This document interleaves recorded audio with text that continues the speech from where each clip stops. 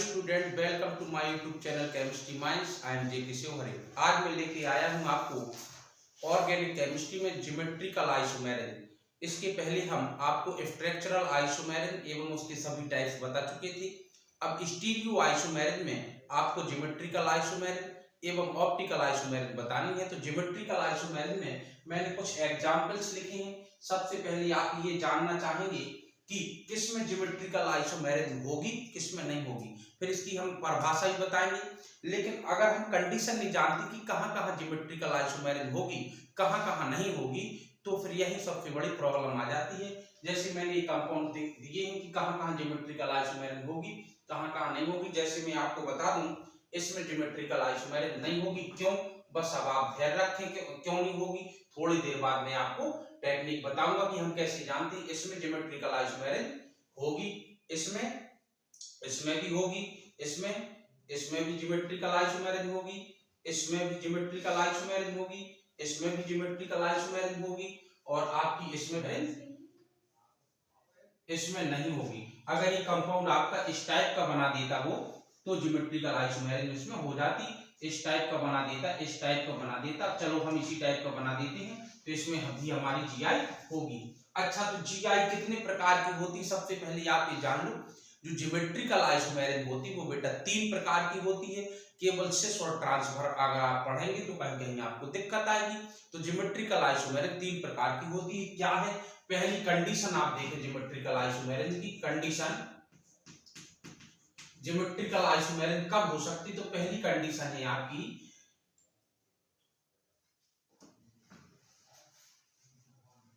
To restricted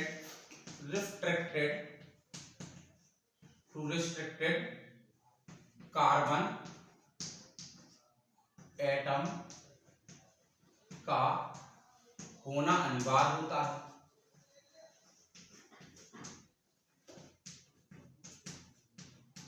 अनिवार्य है। अब यही सबसे बड़ी प्रॉब्लम है कि रिस्ट्रिक्टेड एटम क्या है। देखो, रिस्ट्रिक्टेड एटम अगर आपकी 2 कार्बन सिंगल बॉन्डेड है, जैसे ये मेरी मुट्ठी है, तो ये सिंगल बॉन्ड रोटेट कर जाता है, तो इसकी कंडीशन कहीं भी चेंज हो सकती है। रिस्ट्रिक्टेड कार्बन होता है जो बॉन्ड रोटेट ना कर सके। रोटेट ना कर सकने के लिए हमारी 2 कंडीशन है। या तो वो कार्बन हमारा कैसा होना चाहिए, रिंग युक्त होना चाहिए, या फिर उसमें पाई बॉन्ड होना चाहिए। देखिए जरा, जैसे ये कार्बन है, ये कार्बन, तो ये रिस्ट्रिक्टेड नहीं हो सकता है क्योंकि ये बॉन्ड रोटेट कर लेगा। लेकिन यदि इसमें पाई बॉन्ड है, जैसे ये डबल बॉन्ड है, तो डबल बॉन्ड कैसे बनता है? पाई बॉन्ड के कारण, ठीक है ना। वो पाई बॉन्ड के कारण बनता है, तो फिर ये रिस्ट्रिक्टेड हो जाता है, अर्थात ये रोटेट नहीं कर पाता है। क्योंकि पाई बॉन्ड आप जानते हो कैसे बना होगा, इस टाइप से बना होगा। ये पी ऑर्बिटल से, ये पी ऑर्बिटल से, ये पी ऑर्बिटल से, ये पी ऑर्बिटल से, तो इस टाइप से ये पाई बॉन्ड आपका बना होगा, ठीक है ना। अब देखें जरा, अगर ये कार्बन घूमना चाहेगा तो ये बॉन्ड ब्रेक करना पड़ेगा, और इतनी इजीली से बॉन्ड ब्रेक होते नहीं है। तो हमारा कार्बन कैसा होना चाहिए? रिस्ट्रिक्टेड। तो रिस्ट्रिक्टेड की पहली कंडीशन क्या है?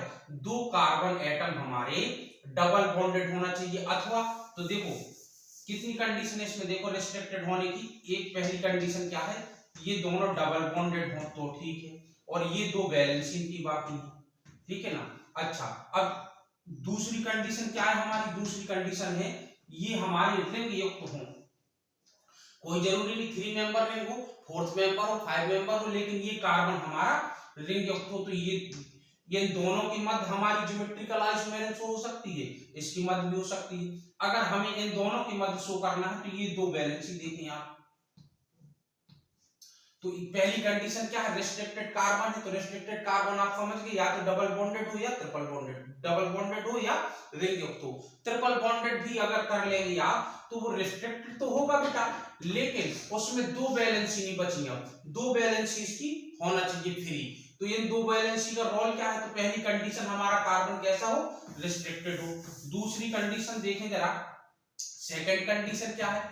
सेकंड कंडीशन जो ये वैलेंसी फ्री है, ये सपोज दैट ए है और ये तुम्हारा क्या है? बी है, ठीक है ना।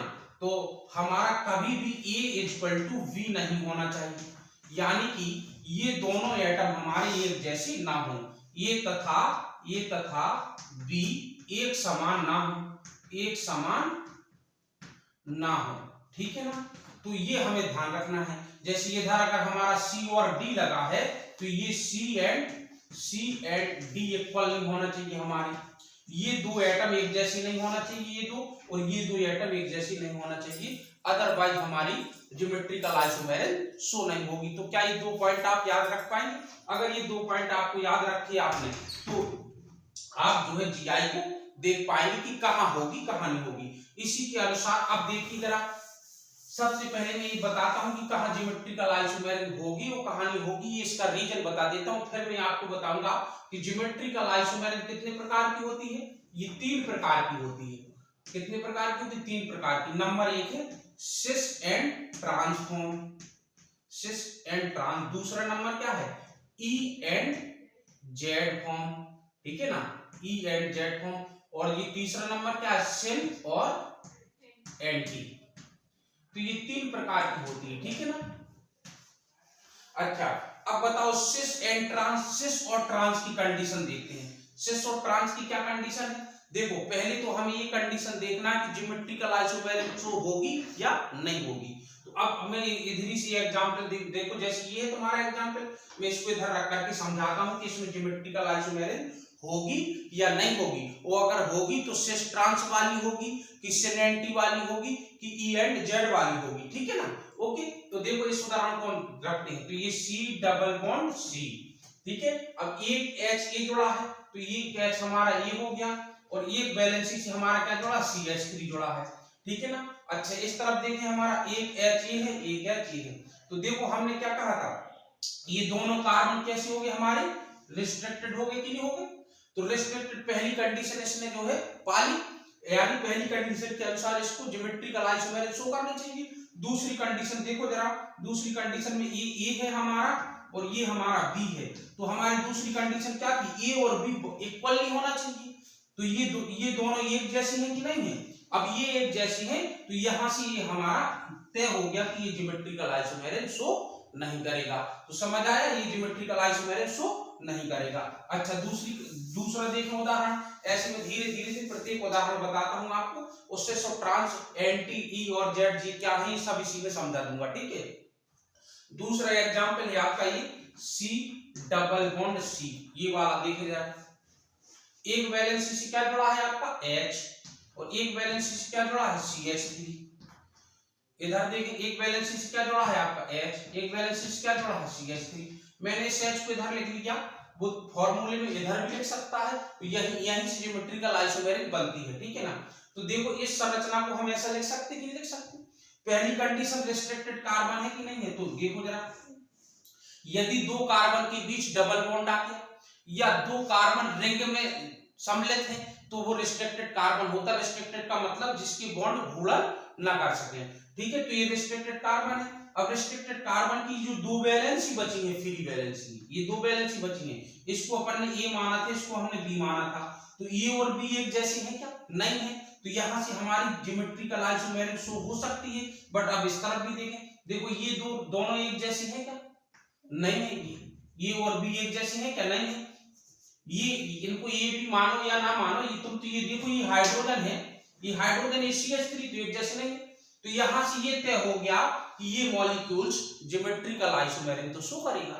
अब कौन सी ज्योमेट्रिकल आइसोमेरिज्म है तो तुम्हें ये देखना, ये रिस्ट्रिक्टेड कार्बन है और ये रिस्ट्रिक्टेड कार्बन है। दोनों रिस्ट्रिक्टेड कार्बन से, इसको नोट के रूप में रख सकते हो पॉइंट, यदि लिख सकते हो, यदि मैं बोलता हूं यदि दोनों रिस्ट्रिक्टेड कार्बन से जुड़े हुए एक भी एटम कॉमन है, यदि दोनों रिस्ट्रिक्टेड कार्बन से जुड़े हुए एक भी एटम कॉमन है तो वह सिस अथवा ट्रांस आइसोमर्स होता है।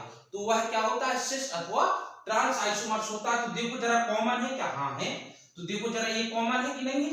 और ये भी कॉमन है। अगर एक भी कॉमन होता तब भी सिस और ट्रांस आइसोमर्स ही होता, ठीक है ना। ये तो दोनों कॉमन है। तो अब देखने जरा, ये तय होगा कि ये ज्योमेट्रिकल आइसोमेरिज्म शो करेगा। और कौन सी करेगा? सिस और ट्रांस वाली। तो ये किस रूप में है? देखो, यदि एक जैसे एटम 180 अंश पर अरेंज है तो वो क्या है? ट्रांस है। तो ये ट्रांस है। एक जैसी एटम जबकि 180 अंश पर अरेंज है तो वो क्या है? ट्रांस है। अच्छा, मैं एक उदाहरण और अपनी तरफ से इधर बताता हूं आपको। जैसे देखो बेटा, जैसे ये है तुम्हारा C डबल बॉन्ड C, इधर मैंने लगा दिया Cl, इधर मैंने लगाया H, इधर मैंने लगाया CH3, इधर मैंने लगाया Cl। सबसे पहले देखो क्या ये दोनों कार्बन रिस्ट्रिक्टेड है कि नहीं है, बोलो है रिस्ट्रिक्टेड। अच्छा रिस्ट्रिक्टेड है तो अब इनसे इनकी जो वैलेंसी है इनसे देखो जरा, ये दोनों एटम डिफरेंट है कि नहीं है? इधर से भी देख लो ये दोनों एटम डिफरेंट है, ये दोनों देखना, ये दोनों और ये दोनों, ठीक है। तो अगर ये दोनों एटम डिफरेंट है तो ज्योमेट्रिकल आइसोमेरिज्म में भी पॉसिबल, ये दोनों डिफरेंट है तो ज्योमेट्रिकल आइसोमेरिज्म अब तो होगी। तो ज्योमेट्रिकल आइसोमेरिज्म होगी तो ये तो तीन प्रकार की होती है, एक सिस ट्रांस, एक तुम्हारा EZ और एक तुम्हारा सिन और एंटी। तो कौन सी है, देखो अगर दोनों रिस्ट्रिक्टेड कार्बन से जुड़े हुए एटम एक भी अगर कॉमन है तो सिस और ट्रांस होती। तो देखो CH3 है इसमें, इसमें इस तरफ है कि CH3 नहीं है, इधर क्या है Cl है, इस तरफ है क्या Cl, हाँ है। एक भी एटम अगर कॉमन मिल जाएगा तो वो कौन सी होगी, सिस और ट्रांस वाली है, सिस और ट्रांस वाली। तो सिस और ट्रांस है ना। अच्छा अगर सिस और ट्रांस है तो जी आइसोमर्स कौन से रूप में है, देखो एक जैसा एटम तुम्हारा 180 अंश पर मिल गया जो कॉमन एटम है, तो ये कौन सा रूप है, ट्रांस है, ठीक है ना। अच्छा अब इनमें बदलाव करेंगे तो सिस आएगा, तो अब इसके बाद हम बताएंगे, पहले आपसे ये पहचान तो करवा दे, तो क्या सिस और ट्रांस समझ आ रहा है, ठीक है। अच्छा और देखें जरा,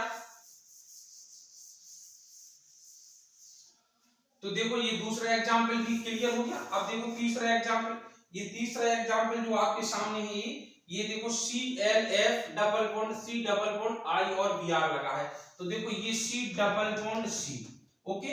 अच्छा एक वैलेंसी से Cl जुड़ा है, इसमें एक वैलेंसी से F जुड़ा है, इधर देखो एक वैलेंसी से I जुड़ा है, एक वैलेंसी से Br जुड़ा है। सबसे पहले देखो ज्योमेट्रिकल आइसोमेरिज्म के लिए बेटा एक कंडीशन है, रिस्ट्रिक्टेड कार्बन ढूंढे हम। तो देखो ये दोनों कार्बन क्या है, रिस्ट्रिक्टेड है कि नहीं है, रिस्ट्रिक्टेड कार्बन।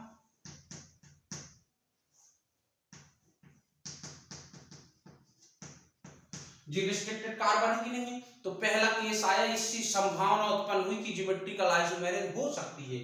अब रिस्ट्रिक्टेड कार्बन से जुड़े हुए दोनों एटम देख लो, ये एटम और ये एटम डिफरेंट है कि नहीं है, तो यहां से भी पास हो गया कि ज्योमेट्रिकल आइसोमेरिज्म हो सकती है। अब इधर देखो बेटा ये दोनों डिफरेंट है कि नहीं है, तो ये भी दोनों डिफरेंट हो गए, तो इधर से ये तय हो गया कि ये मॉलिक्यूल्स ज्योमेट्रिकल आइसोमेरिज्म शो करेगा। अब कौन सी करेगा, तो हम फिर से बता दें तीन ही प्रकार की तो है ज्योमेट्रिकल आइसोमेरिज्म, एक है आपकी सिस और ट्रांस, दूसरी है E एंड Z और तीसरी सिन और एंटी। तो देखो कौन सी शो करेगा, सिस और ट्रांस की कंडीशन क्या है, रिस्ट्रिक्टेड कार्बन से जुड़े हुए एटम कम से कम एक एटम कॉमन होना चाहिए दोनों में। तो देखो इधर आई है तो इधर कहीं आई है क्या, नहीं है, नहीं है ना। अच्छा इधर Br है तो इधर भी कहीं Br है क्या, नहीं है, तो एक भी कॉमन नहीं है। अगर कॉमन नहीं है तो फिर ये सिस और ट्रांस नहीं हो सकती है, ये निश्चित ही E एंड Z होगी, E अथवा Z होगी। तो या E है कि Z है, तो ये अभी मैं बताऊंगा कि हम कैसे पहचानेंगे E एंड Z, लेकिन ये तय हो गया कि E और Z है। E एंड Z में हम जो है सीक्वेंस रूल देखेंगे, प्रायोरिटी देखेंगे, इसकी इन दोनों में देखें, इसकी फर्स्ट प्रायोरिटी Cl है, इसकी फर्स्ट प्रायोरिटी क्या ये सेकंड प्रायोरिटी में चला गया। अब इन दोनों की प्रायोरिटी देखें, प्रायोरिटी के लिए बिल्कुल कठिन नहीं है, जिसका परमाणु क्रमांक जितना बड़ा हो या परमाणु भार उसको पहला नंबर दे देंगे और दूसरे वाले को दूसरा। तो देखो क्लोरीन का परमाणु क्रमांक या परमाणु भार क्लोरीन से बड़ा है तो इसको 1 नंबर दिया, इसको 2 नंबर दिया। इसमें देखें आयोडीन का बड़ा है तो इसको 1 नंबर देंगे, इसको 2 नंबर देंगे। तो अब देखो जरा प्रायोरिटी में, अगर एक जैसी एटम 180 अंश पर है तो वो E रूप है, और अगर 180 पे नहीं है तो फिर वो Z रूप है। तो इधर 1 है, इधर क्या है 2 है, तो ये निश्चित ही Z रूप है आपका, ठीक है। वो अगर एक जैसी, जैसे मैं इस I को इधर लगा दूंगा बदल कर के Br इधर पहुंचा दूंगा, ठीक है ना, तो ये क्या हो जाएगा, फिर E हो जाएगा। ठीक है, समझ में आ गई बात, ओके। तो ये EZ अभी हम ये केक को एक्सप्लेन करेंगे। पहले आप जो है शुरुआत में मैंने आपको बताया कि सबसे पहले आप ये जाने कि ज्योमेट्रिकल आइसोमेरिज्म है क्या, कहां उत्पन्न हो सकती है, और अगर उत्पन्न हो सकती तो ये 3 प्रकार की, तो कौन सी प्रकार के शो कर रहा है। तो देखो नेक्स्ट एग्जांपल देखें, अब आप नेक्स्ट एग्जांपल में देखें जरा बेटा, ये है आपका CH C double bond C अब देखो इससे एक Br जुड़ा है तुम्हारा, लीजिए ये क्या जुड़ा है तुम्हारा H जुड़ा है, इससे एक वैलेंसी से H जुड़ा है, एक से क्या जुड़ा है F जुड़ा है। तो आप चेक कीजिए ये रिस्ट्रिक्टेड कार्बन पहली कंडीशन हो गई कि नहीं हो गई, रिस्ट्रिक्टेड कार्बन से जुड़े हुए एटम देखो ये H है ये F है तो इधर से पास है हमारी, इधर देखिए ये Br है ये H है तो इधर से पास है। अब ज्योमेट्री ये तय हो गया कि ज्योमेट्रिकल आइसोमेर में है कि नहीं है। अच्छा कौन सी है तो देखो ये Br है इस तरफ है क्या, कोई Br नहीं है, ये H इस तरफ है क्या, हाँ है H। अगर एक भी एटम इन कार्बन की एक भी एटम कॉमन हो गए तो सिस और ट्रांस ही है, तो ये निश्चित ही सिस और ट्रांस है। अब ये कैसे पता हमें सिस रूप में है कि ट्रांस में, तो एक जैसा एटम यदि 180 अंश की पोजीशन पे जुड़ा है तो वो क्या है ट्रांस है। अगर ये एटम इधर आ जाएगा ये इधर चला जाएगा तो सिस रूप बन जाएगा। क्लियर हो गया। तो ये देखो ये ज्योमेट्रिकल आइसोमेर शो कर सकता है और देखो हमने सही का चिन्ह लगाया भी था आपको और ये ट्रांस रूप में होगा। और देखें जरा बेटा अब इस मॉलिक्यूल को देखो तो ये मॉलिक्यूल देखो जरा ऐसे है कि नहीं है, तो देखो ये रिंग युक्त कार्बन जितने भी रिंग युक्त कार्बन होते हैं बेटा वो सब रेस्ट्रिक्टेड होते कि नहीं होते, रिंग युक्त होगा, डबल बॉन्डेड होगा, ट्रिपल बॉन्डेड होगा। अच्छा स्टूडेंट कहेगा ट्रिपल बॉन्डेड में आप क्यों नहीं शो कर रहे हैं, तो देखो ये रिस्ट्रिक्टेड तो है, ये दोनों रिस्ट्रिक्टेड हैं, लेकिन रिस्ट्रिक्टेड कार्बन की दो वैलेंसी और फ्री होना चाहिए, तो अब तो इसकी एक ही वैलेंसी बची ना, इसलिए ट्रिपल बॉन्डेड कार्बन कभी भी ज्योमेट्रिकल आइसोमेरिक शो नहीं करता है। इसको भी आप नोट में रख सकते हैं रखना हो तो, ठीक है ना। अच्छा अब ये देखें जरा ये एग्जांपल था आपका 5वें नंबर का एग्जांपल, तो देखो इधर एक वैलेंसी से क्या जुड़ा है CH3 जुड़ा है, तो निश्चित इधर एक वैलेंसी से क्या जुड़ा हुआ है H, देखो इधर एक वैलेंसी से इसने CH3 दिखाया कि नहीं दिखाया, तो स्वाभाविक इधर एक से क्या जुड़ा हुआ है H। तो अब मुझे बताओ ये कार्बन हमारे रिस्ट्रिक्टेड है कि नहीं है, दोनों रिस्ट्रिक्टेड है कि नहीं है। अच्छा रिस्ट्रिक्टेड कार्बन से ये ग्रुप और ये ग्रुप एक जैसे तो नहीं है ना, तो इधर से तो आइसोमेरिक शो होगी ज्योमेट्रिकल, इधर देख ले ये ग्रुप एक जैसी तो नहीं है तो इधर से भी शो होगी। अब यदि ज्योमेट्रिकल आइसोमेरिक शो हो गई तो ये कौन से रूप में बैठा है, देखो GH है तो इधर देखिए H है क्या, हाँ है, तो कॉमन मिल गया। अगर एक भी कॉमन मिल गया तो यहीं से सिस और ट्रांस उत्पन्न हो जाती है। तो देखो अब ये जो कॉमन है वो अगर 180 अंश पर बैठा है तो कौन सा रूप है, ये ट्रांस रूप में बैठा है, और जैसे ये एटमों में बदलाव आएगा तो सिस में चला जाएगा वो। क्लियर। तो ये वाला मॉलिक्यूल ज्योमेट्रिकल आइसोमेरिक शो करेगा और ज्योमेट्रिकल आइसोमेरिक में सिस और ट्रांस वाली शो करेगा, ठीक है। अच्छा और देखें जरा अब ये छठवां एग्जांपल था तुम्हारे सामने, ये छठवां एग्जांपल है, तो ये तुम्हारा ऐसे जुड़ा CH3 और ये जुड़ा है तुम्हारा ऐसे Cl। बेटा देखो जरा अगर इधर CH3 जुड़ा है तो एक वैलेंसी खाली निश्चित इधर H जुड़ा होगा क्योंकि ये रेखीय सूत्र है, तो इधर क्या जुड़ा होगा ये H। अब तुम खुद बताओ ये रिस्ट्रिक्टेड कार्बन है कि नहीं है, ये वाले दोनों रिस्ट्रिक्टेड कार्बन है। रिस्ट्रिक्टेड कार्बन से सबसे पहले ये दो एटम देखो इनसे जुड़े हुए, ये दोनों कैसे हैं भिन्न भिन्न है, तो इधर से हम तय कर सकते हैं कि आइसोमेरिक हो सकती है।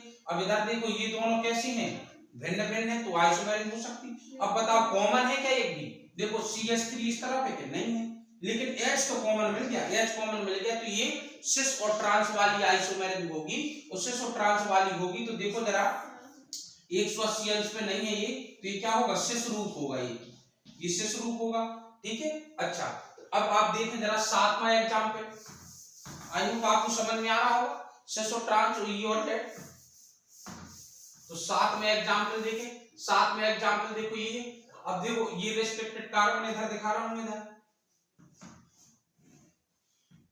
ये H है और ये CH3 है, स्वाभाविक इधर H होगा।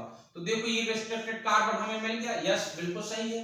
ये रिस्ट्रिक्टेड कार्बन से दोनों ग्रुप डिफरेंट हैं, हाँ बिल्कुल सही है। अब ये रिस्ट्रिक्टेड कार्बन से दोनों ग्रुप कैसी हैं, एक जैसी हैं, तो इधर से ये मॉलिक्यूल ज्योमेट्रिकल आइसोमेरिक शो नहीं करेगा, ठीक है ना। ये वाला तो हमने भी गलत लगा दिया था शायद, तो ये मॉलिक्यूल ज्योमेट्रिकल आइसोमेरिक शो नहीं करेगा। समझ आ गई बात कि नहीं आई, ठीक है ना, वो ध्यान न दिया होगा शो में, ठीक। अच्छा अब ये देखें जरा, ये दोनों रिस्ट्रिक्टेड कार्बन है। अब रिस्ट्रिक्टेड कार्बन, अब ये थोड़ा सा पहले आप सिंपल सिंपल समझ लोगे तो मैं नेक्स्ट वीडियो में अच्छी से अच्छी एक से एक एग्जांपल दिखाऊंगा। जैसे ये भी एक वीआईपी एग्जांपल है, ये सब जो है नीट आईआईटी लेवल के क्वेश्चंस हैं, ये थोड़ा सरल है। तो देखो रिस्ट्रिक्टेड कार्बन से इस तरफ देखो जरा, इस तरफ ये देखो, इस तरफ ये दोनों एटम बिल्कुल एक जैसी हैं, ये दोनों बोलो, ये भी एक जैसी है, ठीक है ना। तो अब ये दोनों कंडीशन तुम्हारी एक जैसी है कि नहीं है, ये दोनों कंडीशन एक जैसी है। अब एक जैसी कंडीशन है तो यहां से आइसोमेरिक शो नहीं कर पाएगा, समझ गए। अगर मैं इधर जैसे में जैसे अगर मैं इधर CH3 लगा देता, ऐसे मैं अगर इधर CH3 लगा देता, इधर कोई एटम में सपोज दैट Cl लगा देता तो ये आइसोमेरिक शो करने लगता, लेकिन वैसी कंडीशन में आइसोमेरिक शो नहीं करेगा। अब ये देखो ये वाली कंडीशन, अब देखो ये दो बार डबल बॉन्ड लगातार आया, तो इस टाइप के भी कंपाउंड ज्योमेट्रिकल आइसोमेरिक शो नहीं करते हैं, ठीक है ना। ये भी ज्योमेट्रिकल आइसोमेरिक शो नहीं करेगा। अगर ये यही बॉन्ड तुम्हारा 3 बार आ गया होता है, ऐसा इस टाइप से आ गया होगा, ऐसे CH3, ये H और ये H और ये CH3, तो ये Gi शो करता और इसके दो Gi होती। अभी ये किस फॉर्म में लिखा है, ये ट्रांसफॉर्म में लिखा है, ठीक है ना। वो अगर दो बार डबल बॉन्ड है, ये मॉडल से मैं समझाऊंगा। अगर आप लोग कहेंगे तो अगली वीडियो में कि ये जो है पैरेलल आ जाती है, वो पैरेलल आ जाती है तो फिर ये रिस्ट्रिक्टेड नहीं होता है, ठीक है ना। अच्छा अब ये देखें जरा, ये वाला ये लास्ट और देख ले, लास्ट और देख ले जरा, ये ऑक्जाइम है, ये ऑक्जाइम है आपका OH, और ये है क्या, ये नाइट्रोजन का लोन पेयर इलेक्ट्रॉन है, ठीक है ना, EH। तो आप बताओ जरा, ये ऑक्जाइम जितने भी ऑक्जाइम होते सिन और एंटी, सिन या एंटी शो करते हैं। अब बताओ जरा, एंटी। आई होप आपको तीनों ज्योमेट्रिकल आइसोमेरिक समझ में आई होगी, और ये 3 प्रकार की होती हैं। मैं एक बार जल्दी जल्दी से आपका रिवीजन कराता हूँ 1 मिनट में, और फिर इसको छोड़ देता हूँ, ठीक है ना। एक बार जल्दी से मैं रिवीजन कराता हूँ। ज्योमेट्रिकल आइसोमेरिक कहाँ हो सकती है, उसके लिए पहली कंडीशन है रिस्ट्रिक्टेड कार्बन का होना, रिस्ट्रिक्टेड कार्बन का होना, रिस्ट्रिक्टेड कार्बन का होना अनिवार्य है, ठीक है ना। वो रिस्ट्रिक्टेड कार्बन कैसे हो सकती है, ये रिस्ट्रिक्टेड कार्बन है, रिस्ट्रिक्टेड कार्बन है, ठीक है ना। और कैसे हो सकती है, इस टाइप से हो सकती है, ठीक। तो पहली कंडीशन रिस्ट्रिक्टेड कार्बन का होना। दूसरा कंडीशन जो रिस्ट्रिक्टेड कार्बन है, इनमें ये ग्रुप और ये ग्रुप कभी बराबर नहीं होना चाहिए, ये दोनों ये इज नॉट इक्वल, भी कभी नहीं होना चाहिए। इसी टाइप से इसमें भी अगर कोई C और D जुड़ा है तो ये कभी बराबर नहीं होना चाहिए, ठीक है ना। अच्छा तीसरी अब अगर ये कंडीशन फॉलो कर लिया है तो वो ज्योमेट्रिकल आइसोमेरिक शो करता है।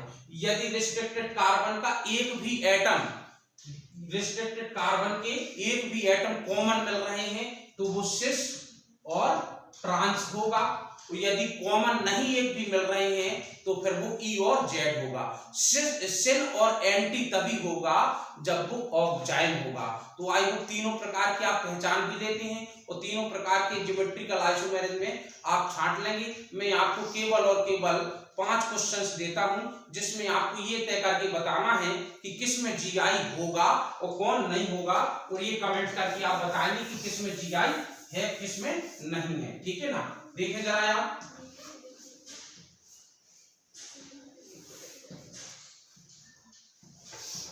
एक दूसरा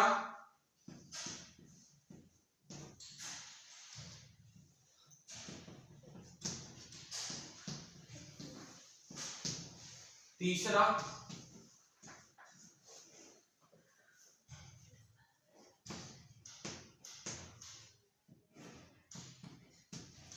चौथा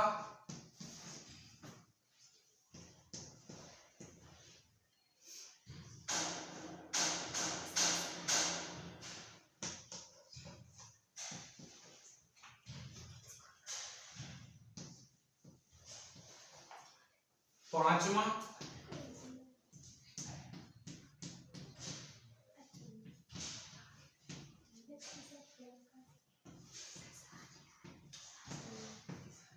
ये 5 मैंने दिए हैं, इनमें से आपको केवल ये बताना है कि किस में होगी जीआई, किस में नहीं होगी। आई होप आपको ये जीआई बिल्कुल क्लियर होगी, कहीं दिक्कत नहीं पड़ेगी। इसलिए इस वीडियो को आप ज्यादा से ज्यादा अपने फ्रेंड सर्कल में शेयर करें ताकि उनको जीआई समझ में आए, क्योंकि अधिकांश बच्चे जिससे शॉर्ट ट्रांस को याद कर लेते हैं उनको ये कंडीशन ही नहीं पता रहती कहाँ जीआई है कहाँ नहीं है। इसके बाद में आपको एक बेहतरीन टेक्निकल वीडियो बनाऊंगा जिसमें कंपटीशन लेवल के जीआई की क्वेश्चंस होंगे। थैंक यू, धन्यवाद।